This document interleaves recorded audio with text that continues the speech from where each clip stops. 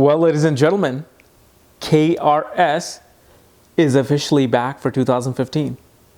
Yeah? Yeah. Throwback 2012, baby. When was the last time you remember this KRS? Long time ago. But he's back. He's fresh and he's semi-bald. Wow. Man, my head feels light.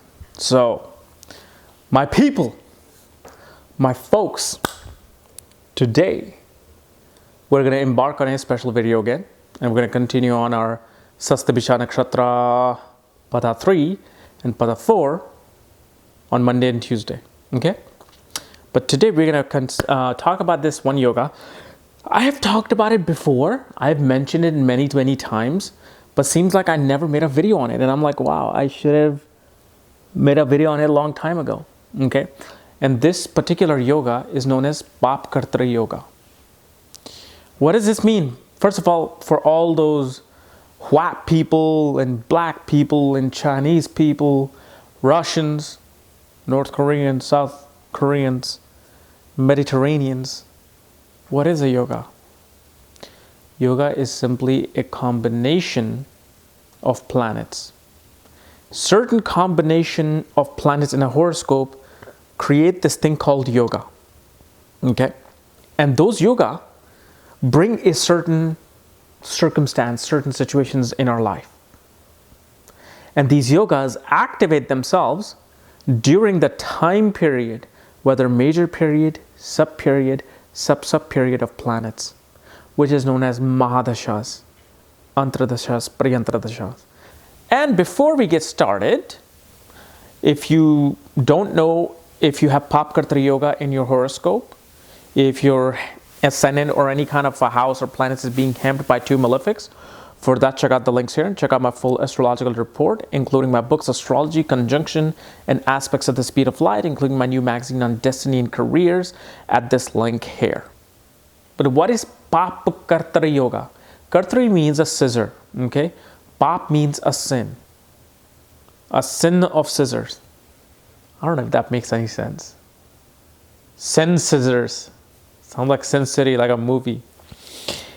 But the way this yoga is formed in your horoscope is when planets, mainly this yoga was formed when there were planets on the 12th house and 2nd house in your horoscope. And that too malefic planets. Meaning, in Vedic astrology, you can say tamasic planets. All the tamasic planets create Paap Kartari yoga. Which are tamasic planets? See, there are three kind of stages in Vedic astrology. Kind of like, you know, how there's cardinal signs, fixed signs, you know, dual signs. Same with their qualities known as Sattvic, Rajasic, and Tamasic. Tamasic planets are Saturn, Mars, Rahu, and Ketu. Saturn, Mars, north node of the moon, and south node of the moon, which are known as Rahu, Ketu.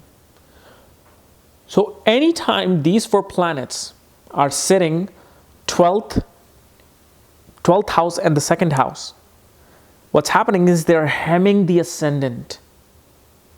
So imagine a scissor here, the malefic scissor. Let's say Saturn is here, malefic scissor. Then Rahu is here. Okay, that's another malefic scissor. The scissor is cutting your ascendant away. What is ascendant? Ascendant is the 1st house of your horoscope. It is the most important house. It is a house that controls every aspect of your life. So if that is cut, that creates, according to classical text, a bad yoga. Bad yoga of people who will suffer. Okay? However, don't make any conclusions yet. However, what this is simply doing, in a most layman's term, is hemming. Imagine me being hemmed by Saturn, Mars. One is here, one is here. One is in the 12th house, one is in the 2nd house. And I'm sitting in the ascendant and I'm being hemmed, I'm being crunched. Kind of like, you know, in Superman 5 when Superman was like being crunched in that garbage disposal and he goes like, Ugh! That's what happens. So a planet feels pressured, it feels crunched, it feels the life is being sucked out of it. But this is the most basic of classical texts. But can Paap Kartari Yoga occur in any house? Yes, it can. So let's say if you have a malefic planet on the 3rd house, and then you have a malefic planet in the 5th house. 3rd and 5th house are having which house? The 4th house. Because 3, 4, 5. So 3 and 5, the 3rd house and the 5th house, are able to crunch the house in the middle. So if you have the tamasic planets in the 3rd and 5th house crunching the 4th house, that shows Paap Kartari Yoga, hemming of the planets. Whether a planet is there or not, that house is being pressured. But when a planet is there, it's kind of like a double whammy. Like there's two things that are being crunched. The house itself and the planet that's sitting in it is being crunched. Now, before you start, like pulling your hair out, as I did today, my own hair, you got to understand, these texts of these yogas were written 5,000 to 6,000 years ago, perhaps even more. God knows they could be 15,000 years old. We've all heard only 5,000, so we use 5,000. But 5,000 years ago, what you have now in 2014, you did not have it back then. The things, when they talk about, let's say, Paap Kartari Yoga is occurring in your 2nd and 12th house, it's crunching your ascendant. Ascendant is your physical body. It's your life force. It's, your health, your ego, your stamina. Okay. So let's say it creates some sort of a health problem, this Paap Kartari Yoga, the hemming of the ascendant. So you're suffering from ill health. 5,000, 6,000 years ago, if let's say you needed a surgery, it would have been impossible to get that surgery so you can save yourself, or to get that medication to help yourself. Although there was Ayurveda, there were all sorts of, holistic medication, but as far as we know, surgically, there's a lot of advancement. So now if Paap Kartari Yoga is hemming you, and let's say bringing some sort of a health alignment that you may need an operation for, surgery for, you can now do that. And now, especially in the United States, you can have free health insurance and get yourself rid of that, problem. So you got to think about it, that when this text was being written, they were writing it for that time period, for that era of time. Now there's too many things for us to go around and maneuver ourselves in achieving our goals and be successful. The best example I can give you of Paap Kartari Yoga is Bill Gates. Bill Gates has Sun, Venus, Saturn in the 5th house. Mars and Rahu are hemming the 5th house. So Paap Kartari Yoga is occurring. Yet Bill Gates, when he went through his Venus Mahadasha of 20 years, from 1982 to I think 2002, he became the most richest person in this planet. So why did this hemming of the planets didn't curse Bill Gates? Well, either the yoga is wrong or there's something else to it. And yes, there's something else to it, which is that we need to update in this era what certain yogas stand for. Because there's a whole deeper meaning of Paap Kartari Yoga. And I'm going to explain to you that why this yoga is actually now important to have. If you have this yoga, this is actually perhaps one of the yogas you might need to become successful. This is perhaps one of the yogas that you would want to be a business person. But once you read the classical text, yeah, they will scare you to death. They'll be like, oh my God, if you have Paap Kartari Yoga, your life will be nil, you will never be rich, you will suffer from ill health, you will suffer from losses, you will, this is why, when you get my report from my website, I don't include most of the written text. Because when I made the full astrological report for myself, I'm like, man, if somebody reads this and then do not know the truth, the real truth about what it really means, they will be panicked and scared. So this is why my reports are more about the physical stuff than the literary stuff. But let's discuss, what is this yoga really mean? So what is this scissor yoga, Paap Kartari yoga? What does it really mean in this day and age? Okay. This yoga, when it occurs, and especially let's say if a planet is present, okay, in a house, that planet is being thrown into the heat. Okay, imagine this. Imagine liquid metal being thrown into the heat. You know how they create gold? They throw the gold in maximum of heat, and when it comes out, it is this beautiful shiny gold brick. That's what, especially after reading some major celebrities who have this yoga and how their life was, you can see what this yoga exactly did, especially in the time period when this yoga was going on. Is that this yoga, if you wanted to know one thing about Paap Kartari yoga, is that nothing's gonna come without hard blood, sweat, and work. That's what this yoga is. This is the yoga of people who will, you know, like, I forgot the name of the movie that Will Smith was in. You know, he was a stockbroker and he had to sell these medical equipment. He slept in the bathroom. He slept in a homeless shelter. You know, he took a shower in some other place, and then he worked all day, didn't lift a finger from the phone. And yet now that same guy in real life is worth over like $100 million. That's what this Paap Kartari yoga means. That nothing is going to come easy in your life. Yet, when you actually achieve that thing, you will be far smarter than anybody around you. Who wins? Okay, let me just tell you this right now. Who wins in this real world?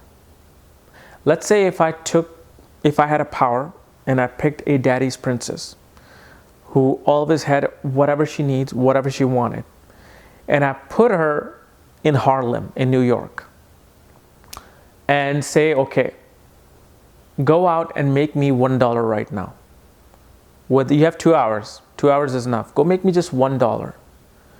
Forget $1, she'd probably just faint. She would not know what to do.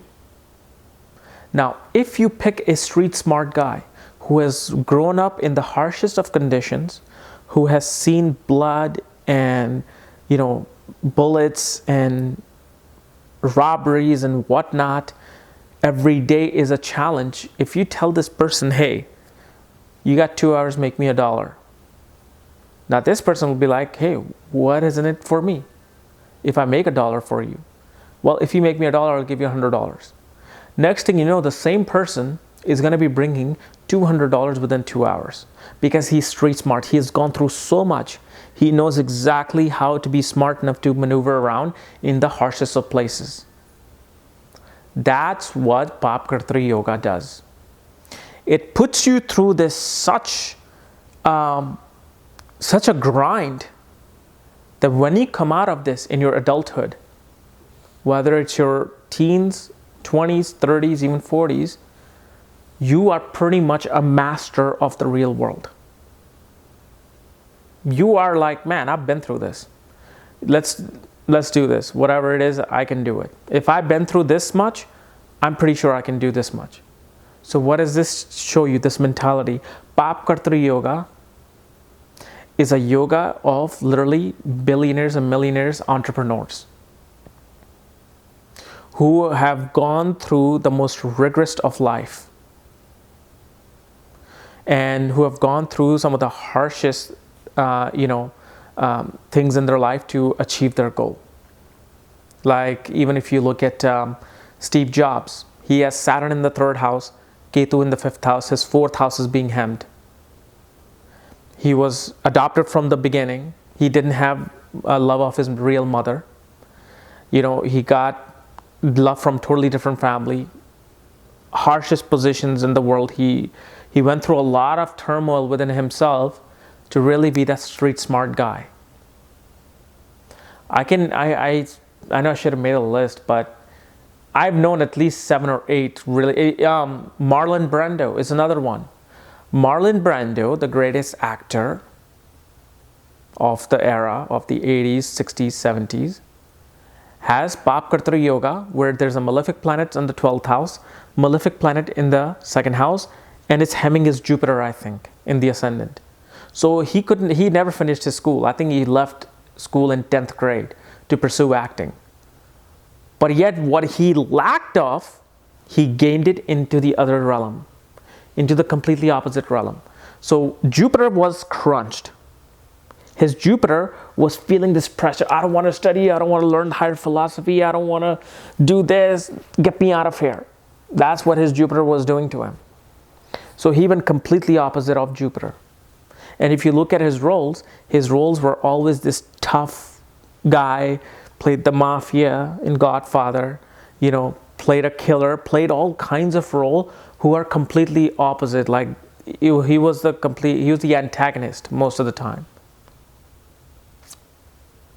But it's this yoga that made him take action. He's like, I'm not going to go anywhere until I take action. I'm going to go and do and take my action.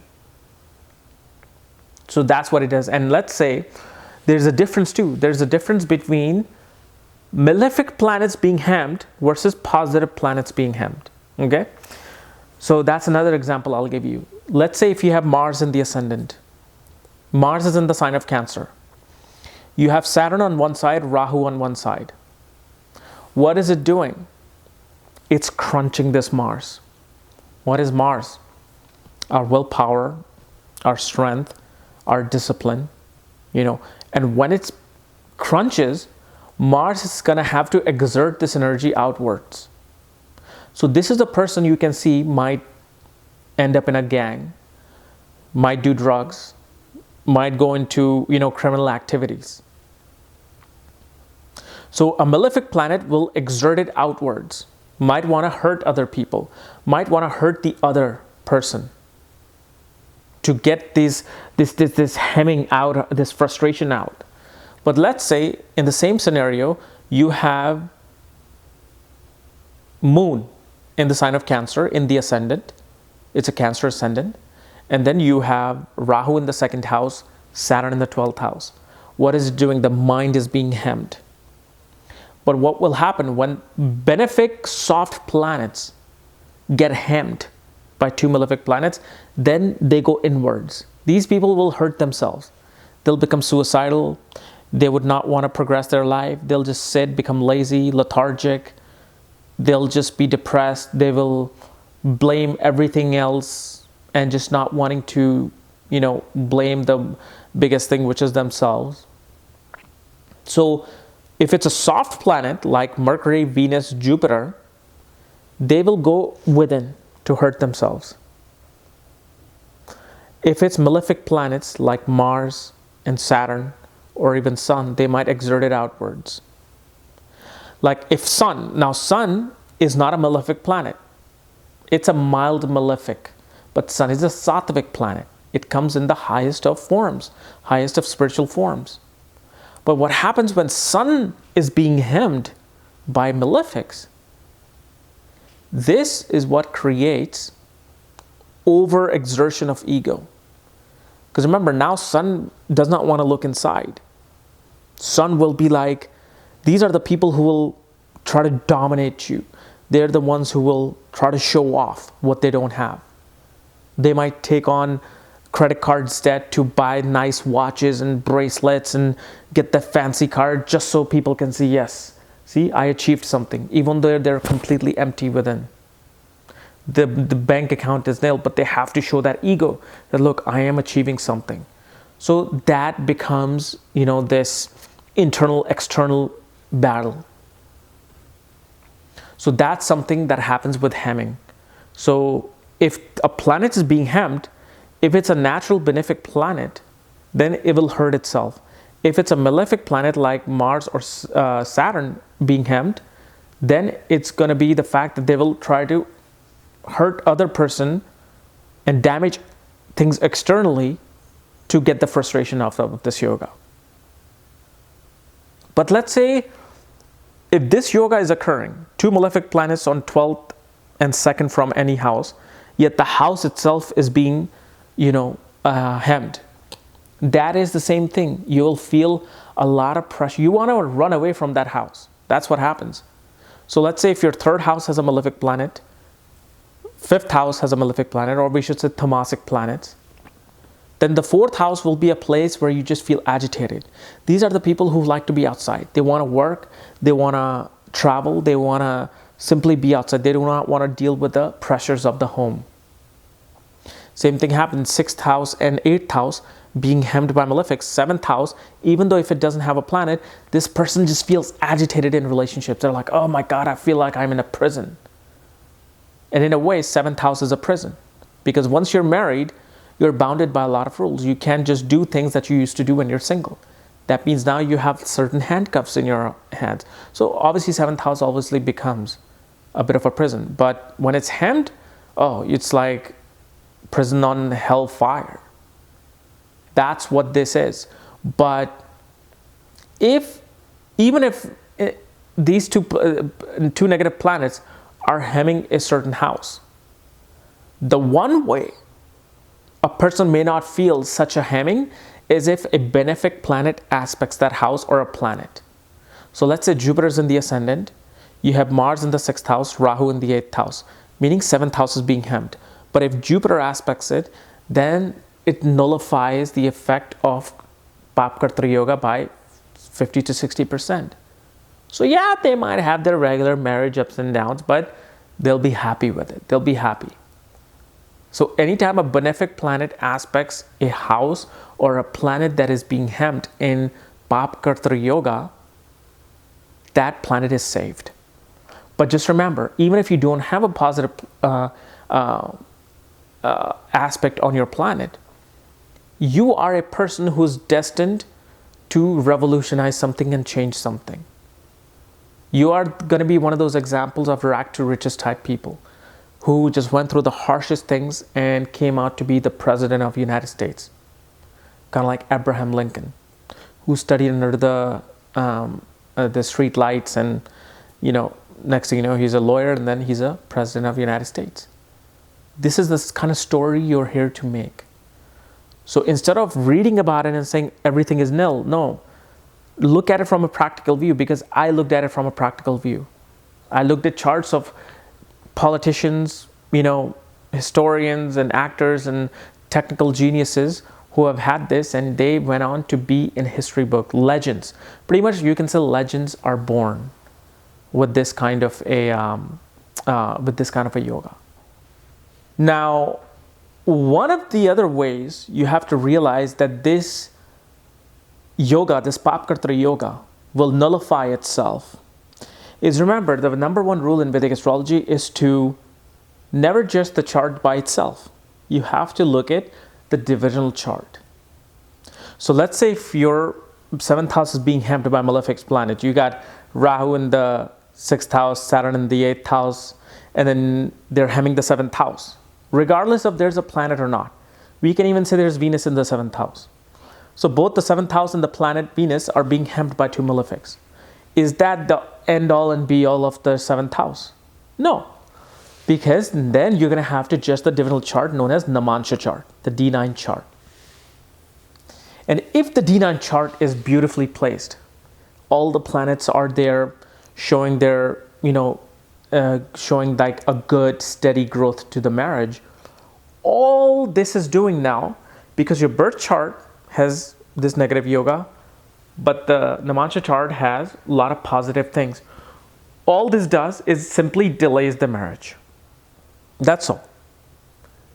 It doesn't deny the marriage. It doesn't, gives you a husband or a wife that will end up doing something malefic to you, or they will just leave you. No, all it does, and I've seen this myself in during my consultations, is when they have this yoga and they're like 34, 35, they're single. Or I've seen people who were 50, 60, and during their consultation I found out that, okay, they got married at 33. and they have the Paap Kartari yoga. Because their Namansha chart was so beautiful, it simply said that we're just delaying the marriage now. That's all it's doing, is delaying the marriage. So always judge the divinal chart. If your 5th house is being hemmed, are you going to just judge the 5th house? No. Bill Gates has Paap Kartari yoga occurring in his 5th house. But he has kids. He has beautiful speculative wealth. He makes $1 million a minute. But for that, you not only just look at the birth chart, you look at the Saptamsha chart. Look at the condition of that. So these are the ways you can see how this yoga is being nullified or not. The other way this yoga gets nullified is if not only you have Paap Kartari yoga, but you have Shubh Kartari yoga happening in the same chart. So let's say if you have Rahu in the 6th house, Saturn in the 8th house, so they're hemming your 7th house. Bad, right? But then let's say you have Jupiter in the 6th house and Venus in the 8th house. Then it creates Shubh Kartari yoga. What is Shubh Kartari yoga? Is the directly opposite of Paap Kartari yoga. Anytime Sattvic or Rajasic planets, which means Jupiter, Moon, Venus, Mercury, and Sun, any one of these 5 planets are on 12th and 2nd from any house or planet, the positive effects is coming. These are the blessings yoga. Instead of the scissor coming and cutting you, it's this white aura of like blissfulness is coming upon the planet. So this is another yoga that it's the same analysis. It's just the positive side of it. So when you have one yoga negative and then the other yoga positive, all 4 planets are doing their thing. It's equalizing the effect. It neutralizes everything. It's neither good, neither bad. It's pretty much just like you don't even need to judge just the Paap Kartari yoga. Because as much as the negative is destroying it, the positive is saving it. So this is one of the most important ways you can see the positivity of this yoga. But one of the things you might want to, that you might wonder is, do degrees matter? If your Saturn is at 29 degrees in the 8th house, your Rahu is at 3 degrees in the 6th house, does it matter at all regarding the hemming of the 7th house? No. In this case, degree doesn't matter, because degrees would really matter in terms of conjunctions and aspects. Because Rahu will not aspect the 7th house from 6th house. Saturn will not aspect the 7th house from the 8th house. It's just imagine like 2 bodybuilders just pushing and hemming one house. They don't care to look at the house, how close they're looking at the house. All they're doing is they're just crunching the house. So degrees doesn't matter. Rahu can be at 1 degree, Saturn can be at 28 degrees. But if they are present, they're simply present. Their strength is just crunching the house. That's all it does. So degrees don't really matter, but what matters is the cancellation of these yogas I just explained.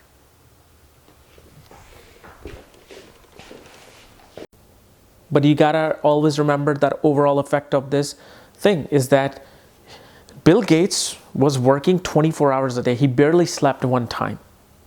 He didn't sleep for 4 days because he was coding. All this was doing is making him work. He said, you want that $1 billion? You better work your ass off. That's what this is about. Okay? So guys, this was my analysis of Paap Kartari yoga. If you're new to my channel, subscribe below. And if you want to know where your planets are placed, if you have this yoga or not, all my books and consultations for that, check out the links here. Otherwise, we'll